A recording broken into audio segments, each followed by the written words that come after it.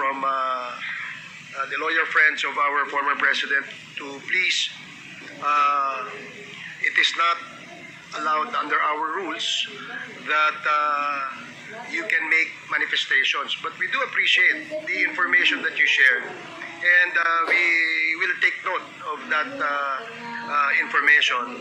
But again, let me emphasize that under our rules, we cannot allow the lawyers of our guests or our resource person to speak and address the committee. So I hope that is clear to our lawyer friends. And with that, we will now acknowledge the...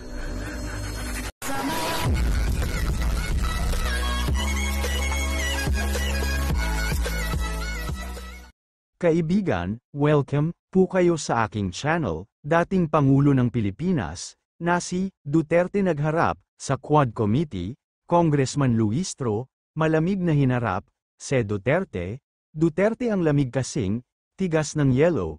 Kaibigan, bago pa ituloy ang video, please, like, and share. Salamat po. Mr. President, good afternoon. Good afternoon, Mr. President. First of all, I wish to acknowledge your courage in taking full responsibility, full legal responsibility to all the victims of war on drugs, both legal and illegal, as you have mentioned, Mr. President. Hindi ko na kontrolado kasi ma'am And Mr. President, I wish to manifest that it is my humble opinion that one will not take legal responsibility unless there is no willingness as well to admit being behind all the killing incidents that transpired during the war on drugs. It is therefore the humble submission of this representation, Mr. Chair, that with that statement coming from the former president, he acknowledges that all the killing incidents during the war on drugs spring from his order to kill drug personalities. That is a manifestation, Mr. Chair.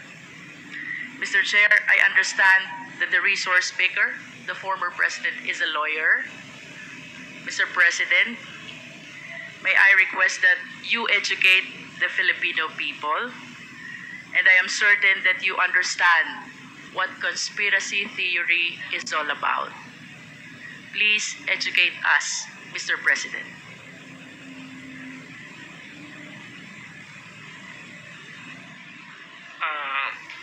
I may have some lapses already, but I will give you the definition of a conspiracy to commit a crime when two or more persons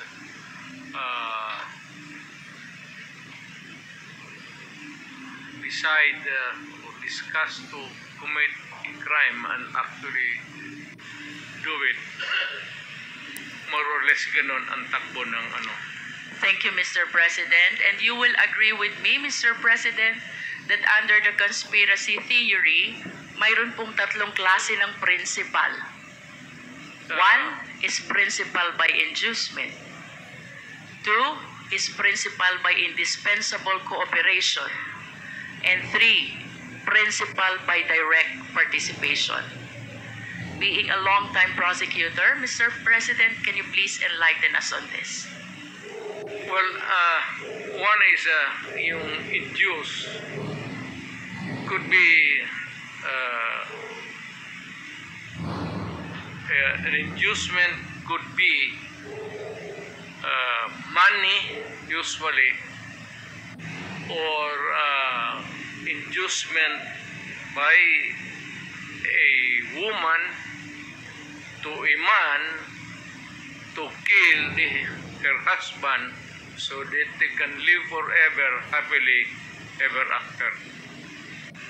Or a group of persons, sindikato, lahat, what is illegal, gambling, smuggling, these are they are the conspirators of crime. So you have explained, Mr. President, principle by inducement. It could be money, it could be an order by a person who have influence over another. Inducement, How about principle by direct participation, Mr. President? you actually agree with one another to commit the crime and you participate. Thank you. And how about principle by indispensable cooperation? Well, in the sense that, for example, if there is no way of traveling from one place to another, and you are the only person who can provide the transportation, a vehicle, and that would be indispensable cooperation. Without the vehicle, you cannot commit the crime. Thank you, Mr. President, for enlightening us. Going back to your statement that you are taking full legal responsibility to all the victims of war on drugs, both legal and illegal. It is my humble submission, Mr. Chair, that the former president can be considered liable for all these crimes under the theory of conspiracy by being a principal by inducement. I wish to manifest, Mr. Chair, that without the order, without the reward, these police operatives should not have resulted to killing a huge number of victims of war on drugs. Beg to disagree with your premise, ma'am. I understand, Mr. President, but that is a manifestation. Yes, but you Thank know, you, a Mr. police is President. supposed to do his duty. He goes to school for 2 years. He receives instructions to how to go about his duty. And we have to give the presumption of regularity. That's a principle of law.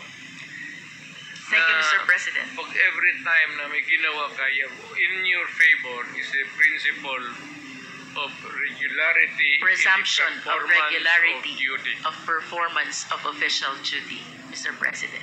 Thank you for your enlightenment. Mr. President, I wish to ask, with all due respect, considering your statement of taking full legal responsibility, both to legal and illegal activities, can I equate this statement of yours to an extrajudicial confession of guilt? Well, in a sense, yes. Wala na akong magawa eh. Are you saying yes, Mr. President? Yes, because I ordered the campaign against the drug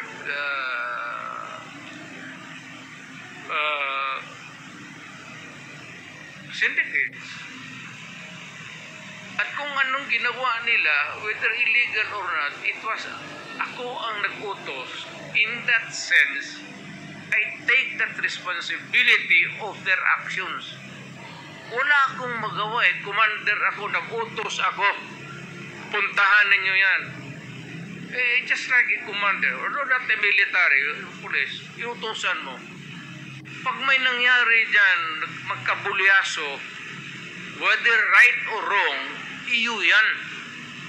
Iyo talaga yan. Kung hindi ka naman bobo na mayor, hindi mo iwanan yung tao na inutusan mo.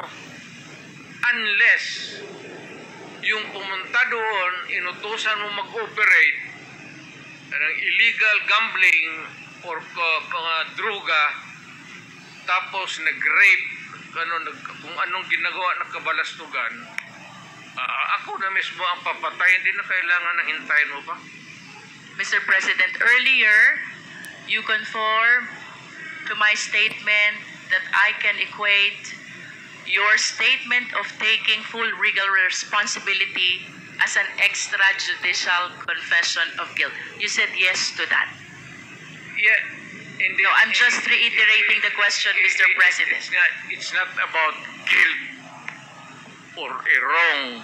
What I'm saying is that yung lahat ng inutusan ko yung war against drugs, o yung isang platoon dyan o isang batalyon, kung ano yung ginagawa nila, kaya I take full responsibility for that. Mr. President, you are surrounded by, I believe, 4 lawyers.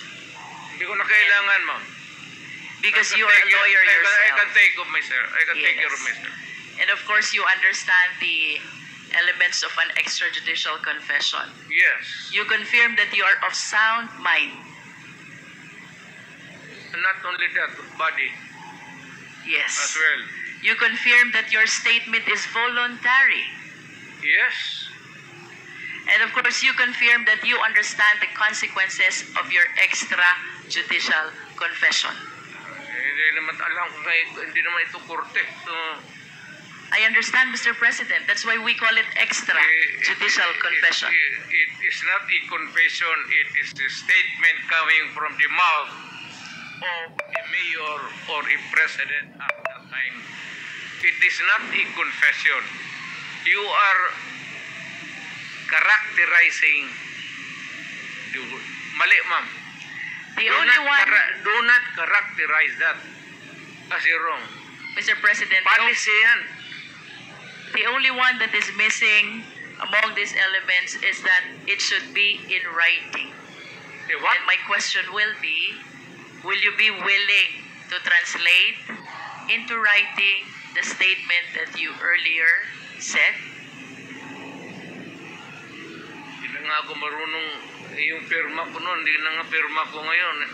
But of course, you have a lawyers to help and assist you prepare this written document. Hindi ko na kailangan yan. Babait ko pa writing dito na ngayon. It's documented by the records here. Magtanong na kayo na magtanong. Anong gusto mong tanongin? Criminal? Mr. President, I wish to proceed to my next question. Do you know Laod firing range?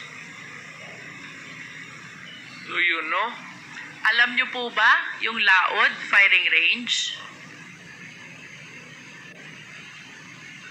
So, hindi. Do you know? Nalalaman niyo po ba kung ano Tao o yan. saan yung Laod firing range?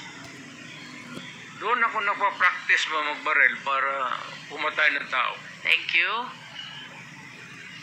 Nagpa-practice po kayong bumaril Oo. para pumatay ng tao. Oo. And alam niyo din po ba yung Laod Quarry? Hindi ko na negosyo yan, ma'am.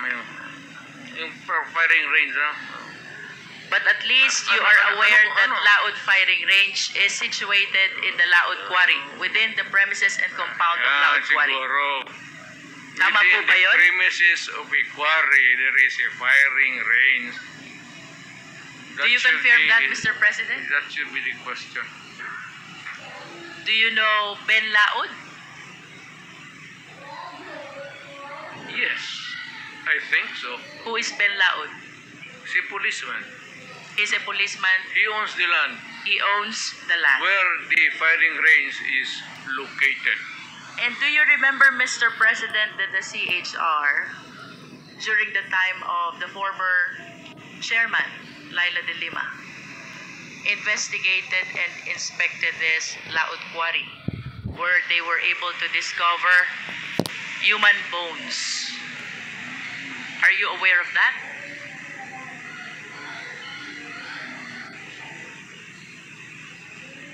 Sino ma?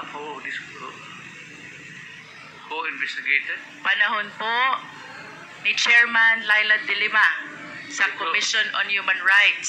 Sorry, I do not know her. Nag-imbestiga po ang CHR Ay, tungkol siguro. sa extrajudicial killing kung saan nakadiskubre po ang taga-CHR ng mga buto ng katawan ng tao. Kayo po ba ay aware dito? I am aware of only one bone. Dala-dala ni... Sino yung sinabi mo? CHR former chairwoman, Laila de Lima. Sir, hindi... Isa lang po. And you are aware also that the former DOJ Secretary, Vitaliano Aguirre, represented Ben Laud in the investigation of the extrajudicial killing. What do I know about the investigation? Or If you about are aware, Aguirre? Mr. President. Yes, Aguirre is my... Are you associated? Of course, you are associated to Vitaliano Aguirre as a matter of fact, Is my... contemporary. Sa eskwelahan, no? And during your time, you appointed him even as the DOJ Secretary. Tama po ba? Yes. Because bright. During that time, Mr. President, you were the mayor. Tama po? Mayor of Davao City. No. I cannot appoint a secretary. Hindi ako, mayor lang ako po. So, it has to be Now, let me rephrase my question, Mr. somebody President. else's job, not mine. During the time when these extrajudicial killings happened, you were the mayor? Tama po ba yun? Well, not only during my time as mayor. Was there any point in time, Mr. President, na pinaimbestigahan niyo po itong mga buto ng tao na nakita sa Laud Quarry? Dala nga ni... sino yun?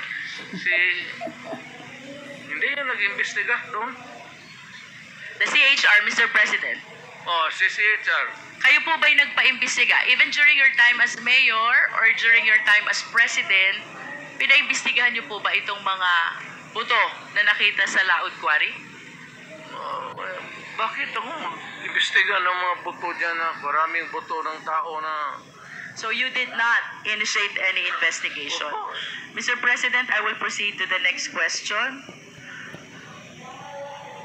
On December 31, 2004, nag-conduct po ng raid ang PIDEA 11, headed by Superintendent Wilkins Villanueva, joined by some operatives of PIDEA Manila National Headquarters. 6 po yung Chinese na napatay. But in addition to this Chinese, a certain SPO4, Val Carillo, apprehended Alan Singh along with 10 other companions. Based on the affidavit of Mr. Las Cañas, Mr. President, you ordered the killing of Mr. Alan Singh along with the 10 other companions.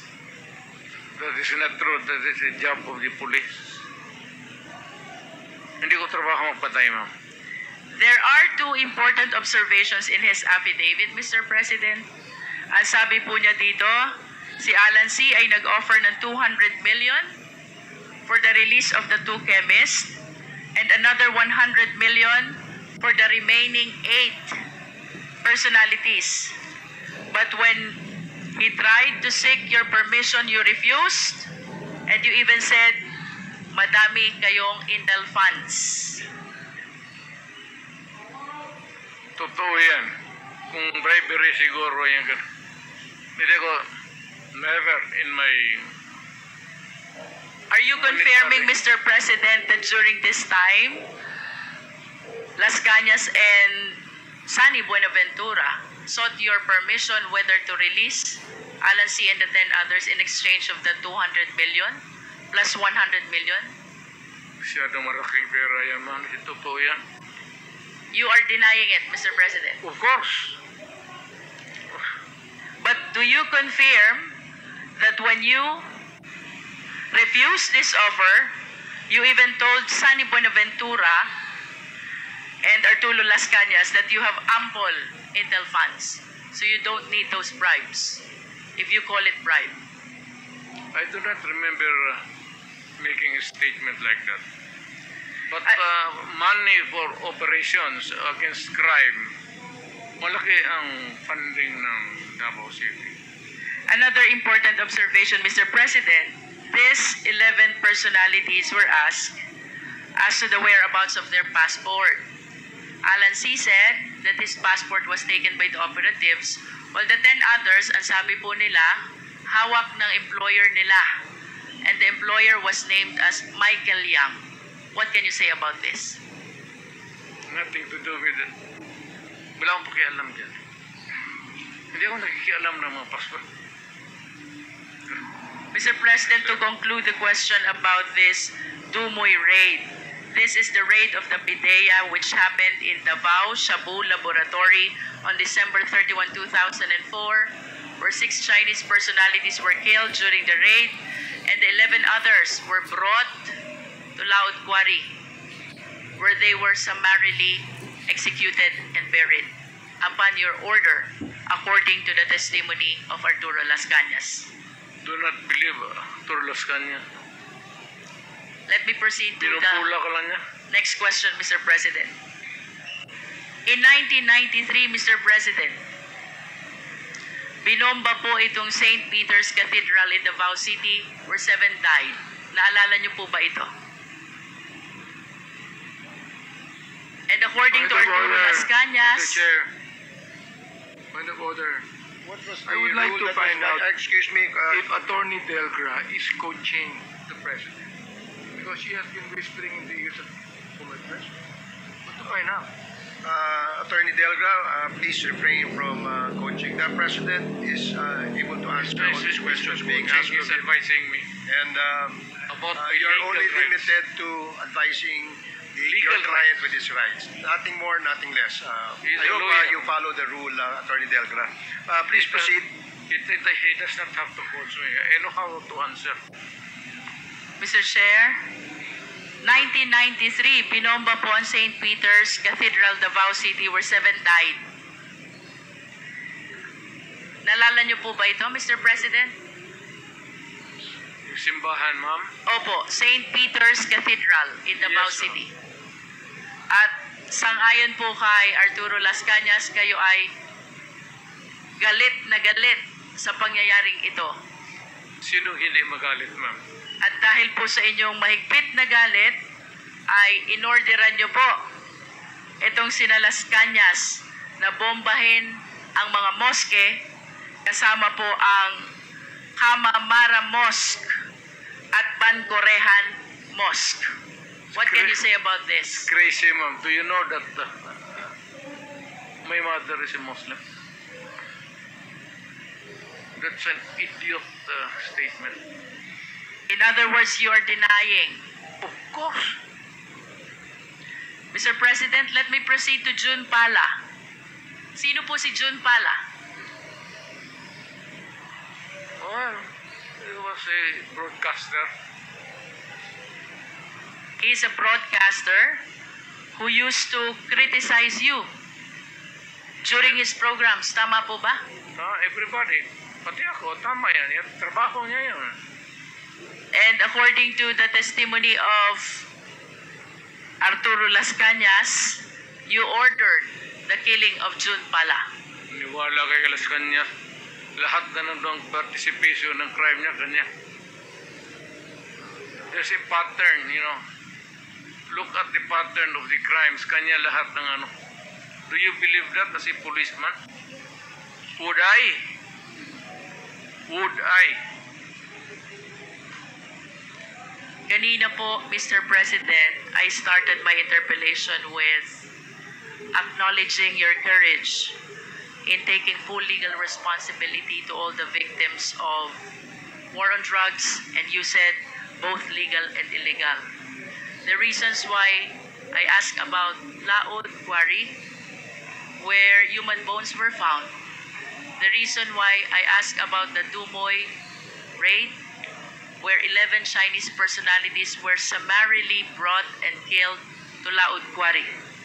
The reason about why I asked about the mosque bombing and the killing of June Pala is I wanted to substantiate the courage that I saw on you when you initially expressed taking full legal responsibility to all the victims of war on drugs, both legal and illegal, according to you. You are substantiate? Yes, Mr. President. Where's your proof? Mr. President, I'm anchoring my questions about the separate incidents from your initial statement that you are taking full legal responsibility Yes. to all the victims of war on drugs. You said both legal and illegal. Yes. Mr. President, you are a long-time prosecutor, correct? And of course, it is very fundamental upon us, all lawyers, the requirements of due process. We are zeroing in on a particular individual now. Due process is the law which hears before it condemns. Due process is the law which requires notice and hearing. If you say so. Mr. President, I hope that we will be reminded that by due process, the end does not justify the means. Kanina po, tinanong din po kayo ni Honorable Brosas about the number of the victims of war on drugs. Tinanong po kayo about statistics, and you lamented na hindi nyo po alam or dala yung records. Now, I want to share to the public the statistics of the victims of war on drugs. We are... Mr. President, this is from PIDEA. I think this is a consolidated effort of Karapatan, Global Witness, National Union of Journalists of the Philippines, the Supreme Court, Rappler, and the Philippine Drug and Enforcement Agency. We have 6,252 individuals in police anti-drug operations as of May 2022. 27,000 to 30,000 individuals, including those killed vigilant style. 427 activists, human rights defenders, grassroots organizers as of December 2021. Land and environment defenders as of December 2020, 166. Journalists, media workers, as of April 2022, 23 victims. Judges, lawyers, prosecutors, as of December 2021, 66 victims. And mayors, vice mayors, as of December 2021, 28 victims, Mr. President. Mr. President, my question is, when you implement war on drugs, did you strictly comply with the requirement of due process? Yes. Mr. Chair, I will wrap up. Thank you, Mr. President. Mr. Chair, it is my humble submission that contrary to the answer of the former president, I humbly believe that the former president and his war on drugs never complied with the requirements of due process.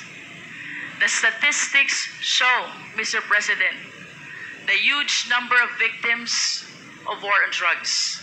If my memory serves me right, during the time of Aquino administration, there are like around 200, and during the present administration, there are around like 200 victims as well of war on drugs. Given these statistics, Mr. Chair, this is almost or around 31,000 victims of war on drugs if indeed they follow the requirement of due process. Wala po dapat ganito karaming patay. At ang dapat, maraming kaso na pending in court. I hope all of us will be reminded by the fundamental law that no person should be deprived of life, liberty, and property without due process of law. By Mr. President's own admission of his accountability, both to legal and illegal actions of the police It is the humble submission of this representation, Mr. Chair, that the Quadcom is ready to make a recommendation for the filing of the necessary action in court. That is a violation of the law, RA 9851, Act defining and penalizing crimes against international humanitarian law, or at the very least, the murder cases as defined under the revised penal code. To finally conclude, Mr. Chair, last series of questions to Mr. President, again to substantiate the courage that he was able to show during the initial part of this hearing. Mr. President, in the past hearing of Quadcom, may 30 Chinese drug lords na napatay sa Davao Penal Colony. Are you willing to take accountability and responsibility also for this? Wala na ako niyan, ma'am. Nandito na ako sa Maynila. So, you're saying no. Oh, well, kung gusto mo isala yan, idagdag mo na, okay lang. How about the death of General Barayuga, the PSCSO Secretary? Are you willing to take full legal responsibility for this? I do not kill generals. The death of Mayor Aldong Parohinog and the 15 others in Osamis City. Are you taking full responsibility on this? Hindi ako nagpapatay ng mga mayor, ma'am. The death of Mayor Espinosa of Albuera Leyte. Are you taking full responsibility on this? Hindi, ma'am. That's my birthplace. The death of Tony Halili in Tanawan City. Malayo yan sa akin, ma'am. The death of Mayor Perez of Los Baños. Lalo na. Ibalik ko po dun sa una niyong sinabi. If you are denying all this, alin po yung tinutukoy niyo when you said you are taking full legal responsibility to all the victims of war on drugs, both legal and illegal? Yes. Kasi order ko kasi that was my campaign against drug. Na yung, alam mo, maraming istasyon, maraming pulis. Kung nagkaletse-letse doon, hindi ka maghugas ng kamay. Dapat sabihin mo, akin dyan kasi, of course, nagkamali sila. Now, if there is an appropriate action na gusto ninyong ilabas, then file the case in court. Wala namang pigil. Matagal na yan yung sabi extrajudicial killing. I am challenging anybody or everybody who makes the accusation, whether it is really true or not, maybe true, file the case in court because may korte tayo. And even if you admit na totoo yan, you have to go to court because I will make the admission there again. Are you saying, Mr. President, that when you go to court, you're willing to admit also your accountability for all the deaths during the war on drugs?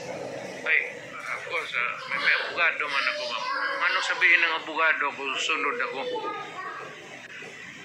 I hope that everything that you said before the Quad can be reduced in writing so that truly we can believe that you're taking full legal responsibility to all the victims of war on drugs, both legal and illegal, because as lawyers we believe that by extrajudicial confession, we have to put that in writing, Mr. President. Totoo yan, ma'am. I order the campaign against drugs. Hindi ako it's a policy of government or of the president. Hindi ako maghugas ng kamay. Hindi ako sabi hindi kasi yung department hindi akin yun. Mr. President, last question. If one of these days the ICC will come, will you voluntarily submit yourself? Sipain ko po sila, ma'am.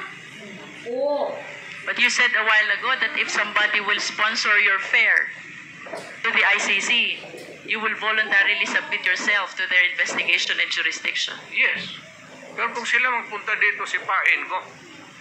But will you confirm that you are willing to submit Oh. voluntarily yourself to ICC? Punta ko doon, sipain ko rin sila. Same. I have nothing further, Mr. Chair. Thank you, Mr. President. Thank you, Congresswoman Luistro. The next to interpolate. Yes, Mr. Chair, with all due respect, Mr. Chair, the Sunday bombing of Davao City is known to me personally because at that time I was the chairman of the Human Rights Committee of the Point of order, Mr. Chair. what is the point of order, Congressman Acop?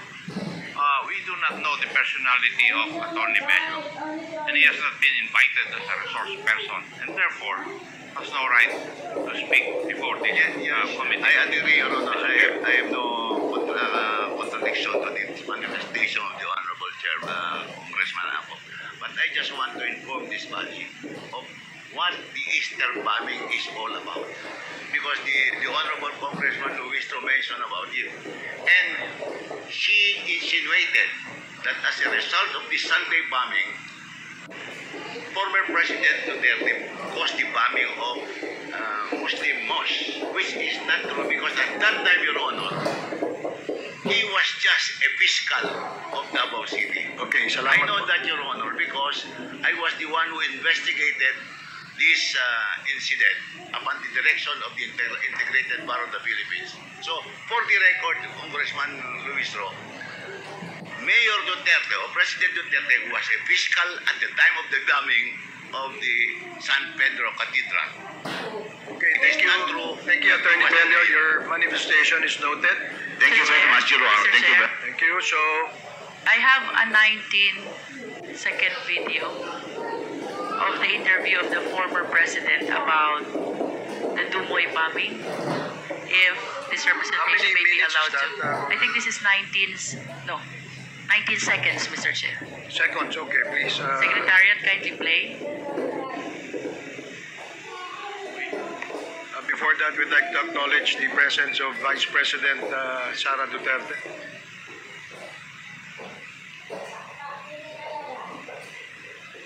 Secretariat, can you please play the video?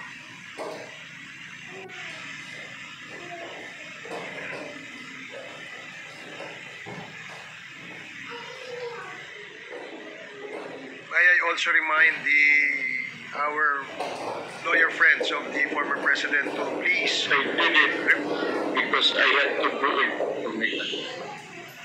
Hindi nila na ginawa ko. Kaya yung sa Brunoy, sumubos ko talaga. Mr. President, Mr. Chair. I did it because I had to do it to me. That's it? I reiterate this statement.